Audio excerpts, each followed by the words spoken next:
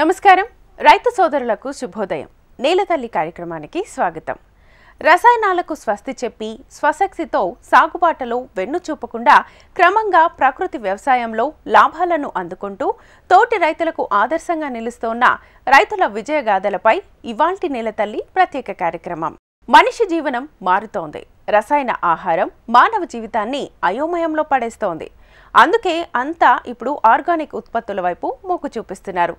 తమ ఆరోగ్యాలను కాపాడుకోవడానికి ఇవే మేలు అని భావిస్తున్నారు. దీంతో రైతులు కూడా ఆర్గానిక్ పంటలు పండించి మంచి లాభాలను ఆర్జిస్తున్నారు. ఇదే కోవలో నిత్యావసర సవాళ్లతో కూడిన మిర్చి పంటను సేంద్రియ పద్ధతిలో సాగు చేస్తూ సత్ఫలితాలు పొందుతోన్న గుంటూరు జిల్లా రైతు అనుభవాలు మీకోసం. ఎర్ర బంగారాన్ని కూడా ఆర్గానిక్ వైపు తీసుకెళ్తున్నారు కొంతమంది రైతులు. అయితే ఈ ఆర్గానిక్ పంట పండించడం సాధ్యమవుతుందా? అసలు మీ మామూలు పంటకి ఈ ఆర్గానిక్ పంటకి తేడా ఏంటి? ఒకసారి వెళ్ళి చూద్దాం. వ్యవసాయంలో మనం ఎంత ప్రగతి సాధించినా మనం వాడే రసాయనాలు, ఎరువుల వల్ల పంటలు కలుషితంగా మారుతున్నాయి. దిగుబడి రావాలని రైతులు విపరీతంగా రసాయన మందుల్ని వాడుతున్నారు. దీంతో దిగుబడి కన్నా పెట్టుబడి పెరుగుతోంది. అయితే రసాయన మందులతో వ్యవసాయం చేసే కన్నా ఆర్గానిక్ వ్యవసాయం చేసేందుకు రైతులు క్రమంగా ముందుకొస్తున్నారు. సేంద్రియ వ్యవసాయంలో ప్రకృతి నుంచి లభించే పదార్థాల నుంచి మనం పంటలకు కావలసిన మందులు తయారు చేసుకుని పంటల్ని పండిస్తున్నారు.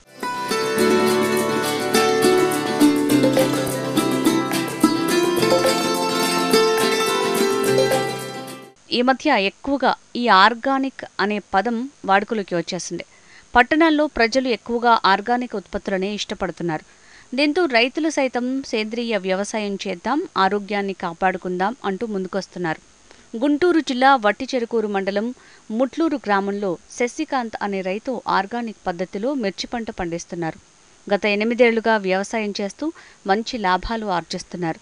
అంతేకాదు తెలంగాణ, ఆంధ్ర, బెంగళూరు, చెన్నై రాష్ట్రాలకు తానే స్వయంగా ట్రాన్స్పోర్ట్ ద్వారా వినియోగదారులకు పంటను అమ్ముకుంటున్నారు. ఈ ఆర్గానిక్ పంట చేయాలనే ఆలోచన అసలు ఎలా వచ్చింది? ఎవరిని ఇన్స్పిరేషన్గా తీసుకున్నారు? నిత్యావసర వస్తువులు వాడుకునే దాంట్లో ఇది ఒక మిరపకాయ కూడా ముందుగా మిరపకాయ అనేది ఉండాలి మనకి ఘాటు కోసము.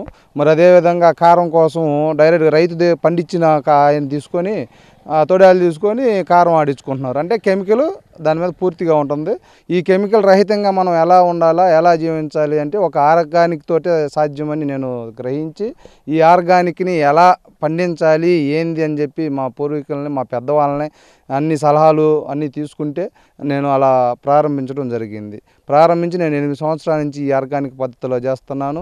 ఇలా ఎంతో సక్సెస్గా నేను సాధించగలుగుతున్నాను. ఇలా సాధించలేము అని అటువంటి హైబ్రిడ్ వెరైటీస్ వచ్చినాయి. ఇది ఆర్గానిక్లో సాధ్యం కాదు అని అంటున్నారు. నేను దాన్ని సాధ్యం చేస్తాను అని చెప్పి ఛాలెంజ్ చేసి హైబ్రిడ్ని ఎన్నుకొని హైబ్రిడ్ విత్తనాలు నేను సపరేట్గా పెంచుకొని ఆ నారు తీసుకొచ్చి నాటి ఆర్గానిక్లో నేను పండించి చూపిస్తున్నాను. ఈ హైబ్రిడ్లో బ్యాడ్గి అనే వెరైటీ 355 అండి. ఇది ఈ వెరైటీ 1 ఎకరంలో చేస్తున్నాను. ఆ ఎకరంలో ఆ వెరైటీ వచ్చేసి కారము ఉండదండి. అది మంచి కలర్ ఉంటుంది, నాణ్యమైన కలర్ ఉంటుంది. అది మార్కెట్లో కూడా అది అత్యధిక రేటు పలుకుతుంది. మామూలు మిరపకాయలతో పోల్చుకుంటే సగానికి సగం ఎక్కువ రేటుగా ఉంటుంది. ఆ వెరైటీ ఈ ఏరియాలో ఎక్కువగా పండుతుంది. మనకి ఏదైతే వాంటింగ్ ఉందో ఆ వెరైటీనే ఎంచుకోవడం జరిగింది. మాకు ఇక్కడ కామన్గా ఆ బ్యాడ్గి అనే వెరైటీ సూటబుల్ అయింది కాబట్టి ఆ వెరైటీని ఎంచుకొని ఆర్గానిక్లో చేసి ఇక్కడ రైతులకి నేను చూపిస్తున్నాను. మరి అదేవిధంగా అది మంట ఉండదు కాబట్టి మనకు కారం అనేది కొంచెం మంట కూడా ఉండాలి కాబట్టి తేజ సిగ్మెంటు నవ్య 106 అనే ఈ వెరైటీని తీసుకున్నానండి నేను. ఈ వెరైటీని తీసుకొని ఇది కూడా 1 ఎకరంలోనే ఒక పక్క బ్యాడ్గి అన్న వెరైటీ, ఒక పక్క ఈ వెరైటీ, ఈ రెండు ఒకే ఎకరంలో చేస్తున్నానండి నేను. అసలు మిర్చి పంట అంటే తామర, నల్లి పురుగు, అలాంటి పురుగుని వారానికి 1 రోజు, వారానికి 2 రోజులు, 3 రోజులకు ఒకసారి, 2 రోజులకు ఒకసారి తప్పనిసరిగా పిచికారీ చేయాలి. కానీ దాని నుంచి ఈ ఆర్గానిక్కి ఏం వాడుతున్నారు మీరు? అది ఎలా సాధ్యమవుతుంది? అంటే అండి మనం ముందుగానే ఈ నేల నుంచి అప్పుడప్పుడు మనకి ట్రబుల్ వచ్చింది, చేలో ట్రబుల్ వచ్చింది, కొట్లో పోయి మందు కొనుక్కు రావాలా, వేయాలా అనైతే కాదు. ఈ ఒక పద్ధతి ప్రకారంగా చేయాలి. మనం ఆర్గానిక్లో ఎలా అంటే ముందుగా నుంచి వేసవి దుక్కులో నుంచి ఆర్గానిక్ పద్ధతులు చేసుకుంటూ రావాలా. మనకి ముందు ఎరువులు ఎక్కువగా వాడుతుంటాం కాబట్టి ఈ ఆర్గానిక్లోనే మనం నేలకి సేంద్రియంగా ఎరువును అందించాలా. సేంద్రియంగా ఎరువును అందించాలంటే మనం ముందుగానే దుక్కులు తోలుకున్న తర్వాత 4 రకాలైనటువంటి విత్తనాలు, 4 జాతులు, ఒకటి నూనె జాతీయి, పప్పు జాతీయి, గడ్డి జాతీయి, కూర జాతీయి, ఈ 4 రకాలు 18 రకాల విత్తనాలు, ఎన్ని రకాలు మనకు అవైలబుల్లో ఉంటే అన్ని రకాల విత్తనాలు కలుపుకొని దాన్ని నేలపైన మనం చల్లుకొని ఒక దుక్కి కనుక తోలించుకున్నట్లయితే కనుక ఎండాకాలం చెదురుమురుసు వర్షాలు పడితే అప్పుడు మనకి ఆటోమేటిక్గా మలుస్తున్నాయి. మోకాలు ఎత్తు పైరు రంగాలనే అవి నేలలో కలిపేసుకోవాలా. దాన్ని పిఎండిఎస్ అని అంటారు. ఆ పిఎండిఎస్ చేసుకోవటం వల్ల నేలకి కావాల్సిన పోషక పదార్థాలు అనేవి మనకు నేలకు అందుతున్నాయి.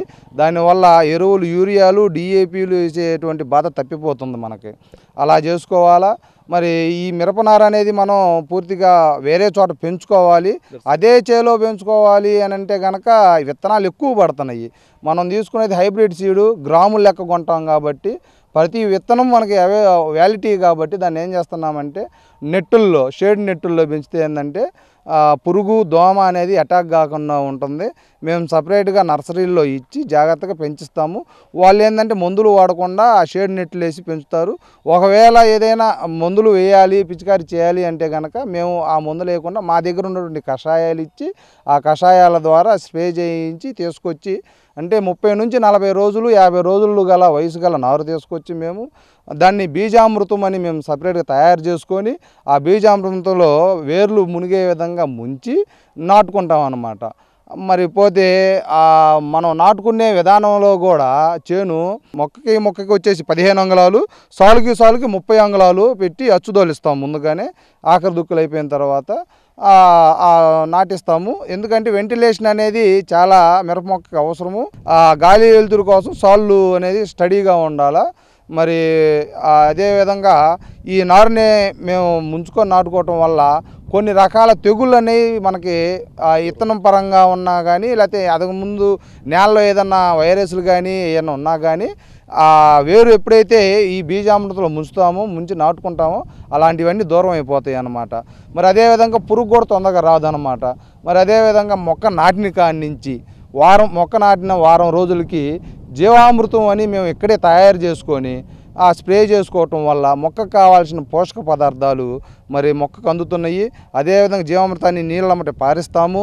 మరి అదేవిధంగా పురుగులు ఎలాంటివి రాకుండా మేము కొన్ని చర్యలు పాటిస్తాము.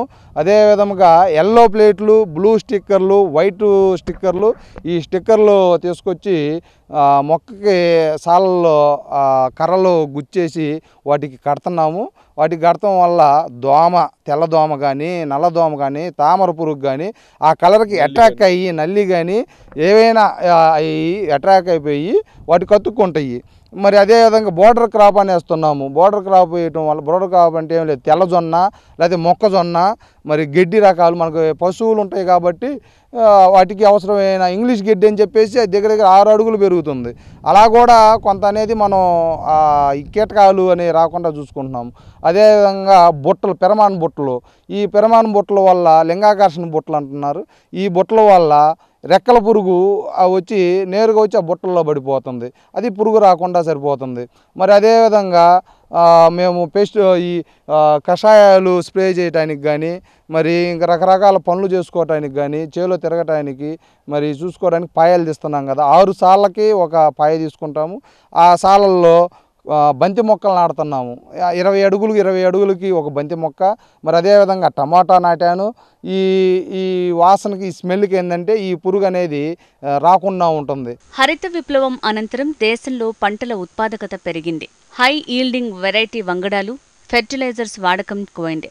మొదట్లో బాగానే ఉన్నా తర్వాత ఎరువుల రేట్లు పెరగటం, దీనికి అనుగుణంగా పంటల మద్దతు రేటు, గిట్టుబాటు రేటు దక్కకపోవడంతో రైతులకు పెట్టుబడి ఎక్కువైంది. దీనికి తోడు పంటలకు విపరీతంగా రసాయనాలు వాడటం, కలుపు మందుల్ని వాడటంతో ఆరోగ్యంపై ప్రభావం చూపిస్తోంది. ఈ ఖర్చులన్నింటినీ తగ్గించుకుని ఆరోగ్యవంతమైన వ్యవసాయంగా మారేందుకు సేంద్రియ వ్యవసాయం ఉపయోగపడుతుంది. అంతేకాదు ప్రస్తుతం ఆర్గానిక్ నర్సరీలు సైతం అందుబాటులోకి వచ్చేశాయి. మీరు చేస్తున్నటువంటి పిచికారి ఇవన్నీ కూడా ఏమేమి వాడుతున్నారు దీంట్లో? అసలు ఇందులో వచ్చేసి అగ్నాస్త్రం అని వాడుతుంటాము. మరి అగ్నాస్త్రం అనేది పురుగుకి సంబంధించింది. మళ్ళీ నీమాస్త్రం అని వాడుతున్నాము, ఇది కూడా పురుగుకి. ఇప్పుడు మనకి రకరకాల పురుగులు ఉన్నాయి, మనకి కషాయాల్లో కూడా రకరకాల కషాయాలు కూడా ఉన్నాయి. ఈ కషాయాలతో పాటుగా ఆయిల్స్ కూడా స్ప్రే చేస్తున్నాము.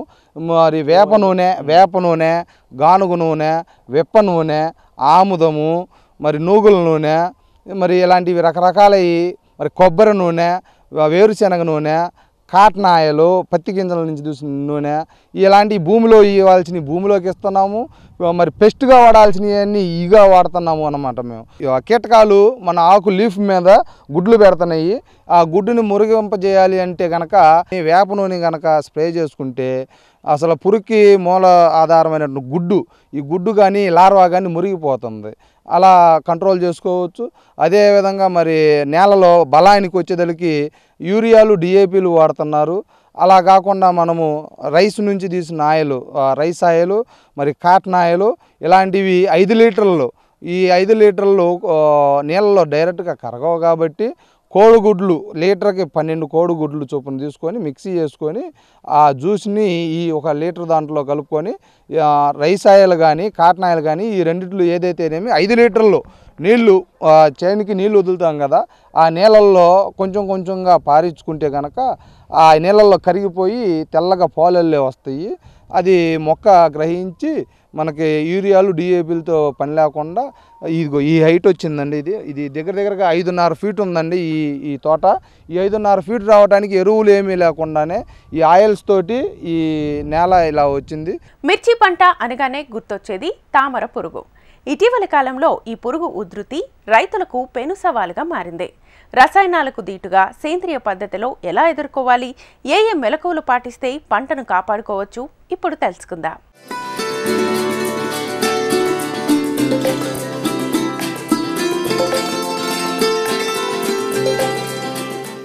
మనం నిత్య జీవితంలో ఉపయోగించే పదార్థాలతో ఎరువులను తయారు చేసుకోవటం వల్ల ఖర్చు లేకుండా పంటలకు సహజంగా ఎరువులను అందించే వాళ్ళం అవుతాం. ఈ పద్ధతిలో వ్యవసాయం చేయటం వల్ల పంటలపై రసాయనాల దుష్ప్రభావం ఉండదు. రైతుల పెట్టుబడి వ్యయం చాలా వరకు తగ్గుతుంది. లాభాలను ఆర్జించే అవకాశం ఎక్కువగా ఉంటుంది. దుక్కి దున్నేటప్పటి నుంచి పంట చేతికి అంది వచ్చే వరకు మామూలుగా అయితే ఎన్నో రసాయనాలు వాడాలి, కానీ సేంద్రియ వ్యవసాయంలో జీవామృతం వాడతారు. వేరు వ్యవస్థ డెవలప్ అవ్వాలంటే భూమిలో ఎర్రలు ఉండాలి ముందు. ఆ ఎర్రలు బతకాలంటే కనుక మనం ఎప్పుడైతే ఆర్గానిక్లో చేస్తామో ఎర్రలు బతుకుతాయి. ఆ ఎర్రలు గుల్లబార్చిన వల్ల ఆక్సిజన్ అనేది వేరు వ్యవస్థకు అందుతుంది, నేరుగా అందుతుంది.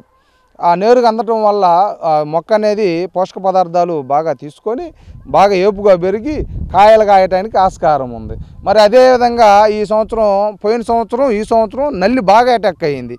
పోయిన సంవత్సరము నల్లి అటాక్ నుంచి తప్పించుకోవడానికి మా సొంతగా బొగ్గు కషాయం తయారు చేశాము. ఆ బొగ్గు కషాయం తయారు చేయటం వల్ల, స్ప్రే చేయటం వల్ల నల్లి అనేది కొంత తీవ్రత తగ్గించుకున్నాము. అదేవిధంగా ఇంకా ఈ సంవత్సరం వచ్చేసరికి ఆ కషాయాలతో పాటుగా మళ్ళీ లైట్ ట్రాప్స్ అని మేము సొంతగా తయారు చేసుకొని వాడుకుంటున్నాం. మామూలు మిర్చి పంటకి ఈ పంటకి ఆ కాయ గ్రోత్ ఎలా ఉంది? మామూలు మిర్చి పంటకను ఈ మిర్చి పంటకి కొంచెం తేడా ఉంటుంది. కెమికల్లో ఉన్న కాయే షైనింగ్గా ఉంటుంది, ఇది కొంచెం షైనింగ్ తగ్గిద్ది. అది కారం పట్టించినప్పుడు కలర్ డల్ అయిపోతుంది, ఇది కలర్ఫుల్గా ఉంటుంది. ఇది ఎందుకు డల్ అవుతుంది ఏంది అంటే కనుక దీనికి కొంచెం ఆయిల్స్ వాడతాం కాబట్టి, ఆయిల్స్ ఏదన్నా కొంచెం జిడ్డుగా ఉంటుంది కదా, అది ఆ కాయ మీద పడినప్పుడు కొంచెం పేరుకుపోయి కలర్ డల్గా కొంచెం కనిపించిద్ది అనమాట. కానీ ఎప్పుడైతే మనము కారం పట్టిస్తామో దానికి దీనికి పూర్తి డిఫరెంట్. మామూలు కాయలు, కెమికల్లో వాడిన కాయలు కారం పట్టిస్తే అది వచ్చేసి 3 నెలల కానించి డల్ అయిపోతూ ఉంటుంది కలరు. ఇది సంవత్సరం దాటినా కూడా కలర్ సేమ్ అంతే ఉంటుంది. ఈ ఆర్గానిక్ పంట పండించిన తర్వాత ఎకరానికి ఎన్ని కోతలు వచ్చింది, ఎంత దిగుబడి వచ్చింది, మామూలు మిర్చికి దీనికి దిగుబడులు ఎలా ఉన్నాయి? నేను ఆర్గానిక్ పంట వేసిన తర్వాత 2 కోతలు అయిపోయింది, ఇంక ఇది 3వ కోత అనమాట. మరి కెమికల్లో అయినా సరే 2 కోతల్లో తేలిపోతుంది. ఏదన్నా బాగుంటే ఎక్కడన్నా 3వ కోత ఉంటున్నాయి. వాళ్ళకైతేనేమో ఒక్కసారిగా కోత అనేది తెగుతుంది.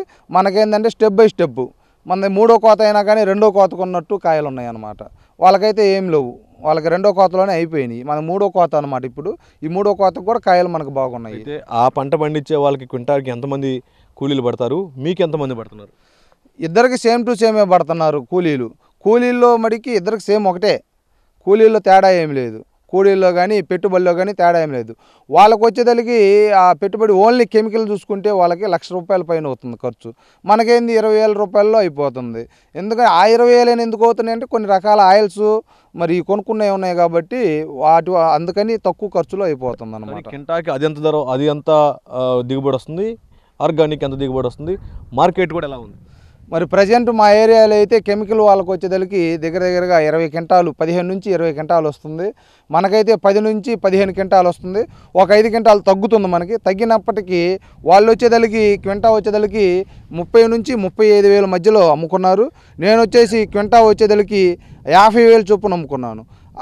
ఎందుకంటే ఆ వారం కాయలు తగ్గినాయి కాబట్టి వాళ్ళ కాయలు పెంచి వచ్చినాయి. మనకు తగ్గిన వాళ్ళు రేట్లు డౌన్లో అమ్ముకున్నారు, మనం రేట్లు ఎక్కువలో అమ్ముకున్నాం. అంతేకాదు మొక్కలకు పురుగులు పట్టకుండా ఆగ్నేయాస్త్రం, బ్రహ్మాస్త్రం, నీమాస్త్రం వంటి వాటిని ఉపయోగిస్తారు. దీనికి తోడుగా బ్లూ, ఎల్లో, వైట్ స్టిక్కర్లు పెడితే దోమ, నల్లి, నల్లతామర వంటి వాటిని అరికట్టొచ్చు. ఇంకా మీరే మార్కెట్ చేసుకుంటున్నారా, మీరే ఇస్తున్నారా అందరికి? నేను స్వయంగా నేనే మార్కెటింగ్ చేసుకుంటున్నాను. యూట్యూబ్లో నా ఫోన్ నెంబర్ ఉంది. ఆర్గానిక్ చిల్లీ అని సెర్చ్ చేస్తే నా నెంబర్ వస్తుంది. ఆ నెంబర్ చూసి నాకు కాల్ చేస్తున్నారు.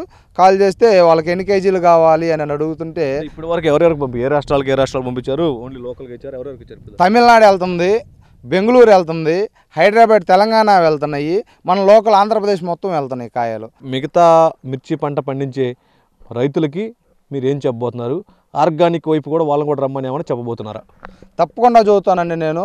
ఎందుకంటే వాళ్ళు వేలకు వేలు పెట్టుబడి పెడుతున్నారు. ఇలా కొత్త రకాల మందులు వచ్చినాయి. ఇంత ఉంటుంది బుడ్డి, అది వచ్చేసి 3,000 అంటున్నారు. ఇంత ఉంటుంది బుడ్డి, అది 4,000 అంటున్నారు.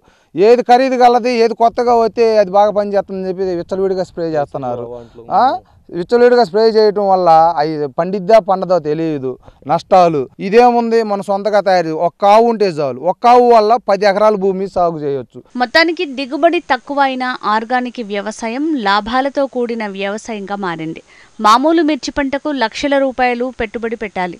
అదే ఆర్గానిక్ మిర్చి పండించాలంటే ఒక్కొక్క ఎకరానికి 20,000 మించి పెట్టాల్సిన అవసరం లేదు. ఒక్క ఆవు ఉంటే 10 ఎకరాల్లో ఆర్గానిక్ వ్యవసాయం చేయొచ్చు. వేల పెట్టుబడులు పెట్టి రైతు నష్టపోయారనే పరిస్థితి రాకుండా ఉండాలంటే తప్పనిసరిగా గత 8 ఏళ్ల నుంచి కూడా నేను ఆర్గానిక్ వ్యవసాయం చేస్తున్నానని చెప్పేసి కూడా ఆయన చెప్తున్నారు. కెమెరామెన్ అనిల్తో నరసింహారావు, HMTV, గుంటూరు. కరోనా నేర్పిన పాఠాలు ఆ దంపతులకు కొత్త దారిని చూపించాయి. పట్టణం వీడి సొంతూరులో సాగుబాట పట్టేలా చేసింది. ఉరుకుల పరుగుల జీవితం కంటే ఇష్టమైన వ్యవసాయం వారికి వెన్నుదన్నుగా నిలిచింది. ఇంటి నుంచే కాంట్రాక్ట్ ఉద్యోగం చేస్తూనే పూల పెంపకంలో రాణిస్తూ తోటి గ్రామస్తులకు ఆదర్శంగా నిలుస్తోన్న కరీంనగర్ జిల్లా జంగంపల్లి గ్రామానికి చెందిన శ్రీకాంత్ రెడ్డి, అనుషారెడ్డి సేద్య అనుభవాలపై ప్రత్యేక కథనం. ఉన్నత చదువులు చదివి ఓ బిజినెస్ సొల్యూషన్స్ కంపెనీ ఏర్పాటు చేసి కెరీర్లో రాణిస్తున్నారు ఈ జంట. మంచి ఆదాయము పొందుతున్నారు. కానీ కరోనా కాలంలో వ్యవసాయంపై మనసు మళ్లింది. మరో ఉపాధి కోసం ప్రత్యామ్నాయంగా వ్యవసాయం వైపు దృష్టి సారించారు. ఇప్పుడు అదే ప్రధాన వృత్తిగా మార్చుకున్నారు. కొత్తగా ఆలోచించి లాభాలు ఇచ్చే పంటల్ని సాగు చేస్తూ ముందుకు వెళ్తున్నారు. వ్యవసాయం పనులు చేస్తోన్న ఈ యువ దంపతుల పేర్లు శ్రీకాంత్ రెడ్డి, అనుషారెడ్డి. కరీంనగర్ జిల్లా జంగంపల్లికి చెందిన ఓ సాధారణ కుటుంబం. ఇద్దరి కుటుంబాలది వ్యవసాయ నేపథ్యమే కావటంతో చిన్నప్పటి నుంచి మట్టిపై మమకారం పెంచుకున్నారు. అందుకే పెళ్లై కెరీర్ ఆలోచనలతో బిజీగా ఉన్న కుటుంబంతో కలిసి ఉంటూ వ్యవసాయం చేయాలనే కోరిక ఇద్దరిలో బలంగా ఉండేది. శ్రీకాంత్ రెడ్డి చదువుల్లో ప్రతిభ కనబరిచి డిగ్రీ పూర్తి చేయగా, అనూషారెడ్డి ఏరోనాటికల్ ఇంజనీరింగ్ పూర్తి చేసి వైకుంఠపురం అనే బిజినెస్ సొల్యూషన్స్ కంపెనీని నెలకొల్పింది. హైదరాబాద్లో నివాసం ఉంటూ ఇద్దరూ ఆ కంపెనీ వ్యవహారాలు చూసుకునేవారు. కానీ అంతా బాగానే సాగుతోన్న వారి ఆర్థిక పరిస్థితిపై కరోనా దెబ్బతీసింది. కరోనా ప్రభావంతో కేంద్ర ప్రభుత్వం నుంచి వీరి కంపెనీకి రావాల్సిన ప్రాజెక్టులు రాలేదు. దాంతో ఏం చేయాలో తోచక గ్రామంలో వీరికి ఉన్న 5 ఎకరాల్లో వ్యవసాయం చేయాలని నిర్ణయించారు. అయితే నిరంతరం వరి పంట వేయడంతో నష్టం వచ్చిందని తల్లిదండ్రులు చెప్తుండటంతో ఈసారి కొత్త పంట వేసి తక్కువ పెట్టుబడితో అధిక ఆదాయం సాధించాలనే పట్టుదలతో ముందుకు సాగారు. వినూత్నంగా ఆలోచించి పూల సాగు వల్ల మంచి లాభాలు వస్తాయని అంచనా వేసుకున్నారు ఈ యువజంట. పైగా వీరి చుట్టుపక్కల ప్రాంతాల్లో ఎక్కడా పూల సాగు చేస్తున్న ఆనవాలు లేవని వారు గమనించారు. ఇంకేముంది, పంట వేసి లాభాలు పొందారు. అదే ప్రేరణతో కూరగాయల పంటలు కూడా సాగు చేస్తున్నారు. నా పేరు కర్ర అనిష, మాది జంగపల్లి విలేజ్. మేము హైదరాబాద్లో ఉండేవాళ్ళం. ఇంతకుముందు హైదరాబాద్లో సెంట్రల్ గవర్నమెంట్ ప్రాజెక్ట్స్ చేసేవాళ్ళము. థర్డ్ పార్టీ లెక్క తీసుకొని వర్కర్స్ని పెట్టి వర్క్ చేయించేవాళ్ళము. లాక్డౌన్ టైంలో మాకు కొంచెం ప్రాజెక్ట్స్ డల్ అవడం వల్ల ఇంటికి వచ్చాము. ఇంటికి వచ్చాక ఇక్కడ మాకు ఒక 5 acres ల్యాండ్ ఉంది. ఫస్ట్ నుంచి అగ్రికల్చర్ అంటే ఇష్టం ఉండడం వల్ల 5 acres ల్యాండ్ వేస్ట్ చేయడం ఎందుకని చెప్పేసి ఏదైనా వెరైటీగా ట్రై చేద్దాము అని చెప్పేసి ఏ పంట వేస్తే బాగుంటుంది అని చెప్పేసి సర్చ్ చేసాము. ఫస్ట్ అయితే బ్యాంబోస్ అనుకున్నాము. బ్యాంబోస్ పెడితే బాగానే ఉంటుంది కానీ పక్కన పొలాలకి ఇబ్బంది అవుతుంది అని చెప్పేసి క్యాన్సిల్ చేసుకున్నాము. దాని తర్వాత జాఫ్రా గింజలని జాఫ్రా చెట్ల కోసం ట్రై చేసాము. దానివల్ల కూడా ఇబ్బంది అవుతుంది అని చెప్పేసి క్యాన్సిల్ చేసుకొని ఫ్లవరింగ్కి వెళ్ళాము. ఫ్లవరింగ్లో అయితే ఇక్కడ కరీంనగర్లో ఏమున్నాయి లేదు అని చెప్పేసి ఫస్ట్ రీసెర్చ్ చేసాము. చేస్తే లిల్లీ ఇక్కడ కొంచెం ఉంది, కొంతమంది పెట్టారని చెప్పేసి తెలిసి సదాశివపల్లి అటు విలేజ్లలో పెట్టారని తెలిసి లిల్లీ క్యాన్సిల్ చేసుకొని లిల్లీ తక్కువ మొత్తంలో పెట్టుకొని రోజు ఇక్కడ కరీంనగర్ డిస్ట్రిక్ట్లో ఎక్కలేదని చెప్పేసి రోజ్ చూజ్ చేసుకున్నాం. రోజ్ పెట్టాము. అలానే రోజ్ ఒకటి బాగుంటుందని చెప్పేసి లిల్లీ, దాంతోపాటు చాబంతి అండ్ బంతి కూడా పెట్టాము. 2 ఎకరాలు కౌలు తీసుకున్నాం. మొత్తం 7 ఎకరాల 3 acres వెజిటేబుల్స్ వేసాము. ఒక 1 ఎకరాల సాఫ్లవర్ పెట్టాము. మొత్తం 7 acresలలో ప్యాడీ వేయలేదు ఈసారి. అండ్ మేము ఇది చేసుకుంటూనే మాది సెంట్రల్ గవర్నమెంట్ ప్రాజెక్ట్స్ కాబట్టి మ్యాక్సిమం ఎక్కడుండైనా చేసుకోవచ్చు కాబట్టి ఇక్కడి నుంచే ఇంటి దగ్గరికి వెళ్ళి హ్యాండిల్ చేసుకుంటున్నాము. ప్రాబ్లం ఏం లేదు. ఎప్పుడైనా ప్రాబ్లం వచ్చినప్పుడే ఫీల్డ్కి వెళ్తున్నాము. ప్రాబ్లం లేని టైంలో ఇంటి దగ్గర ఉండి అన్ని తోటలు అవన్నీ చూసుకుంటున్నాం. కష్టపడి చేసుకుంటా అంటే ఫ్లవర్స్లో మంచి ప్రాఫిట్ ఉంది. But maintenance important. మెయింటెనెన్స్ చేసుకోగలుగుతాయంటే ఏ రైతులైనా చేసుకోవచ్చు.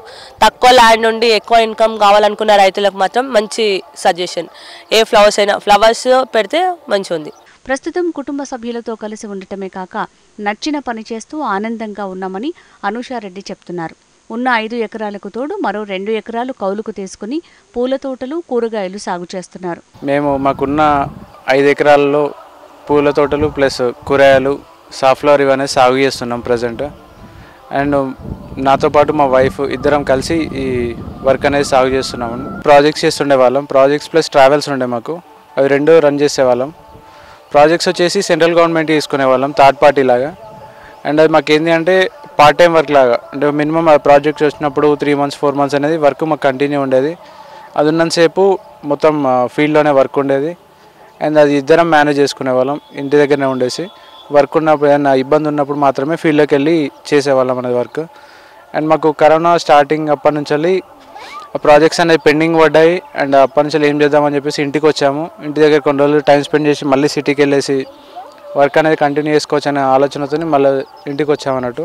ఇంటికి వచ్చాక పొలాలు ఇదంతా ఎప్పుడు కంటిన్యూ పొలాలు అవుతున్నాయి, ఎందుకు క్రాప్ అనేది ఎందుకు చేంజ్ చేద్దామనే ఆలోచన కొద్దీ పూలు కూరగాయలు సాగు చేద్దామని చెప్పేసి పూల గురించి చాలా చూసామన్నట్టు.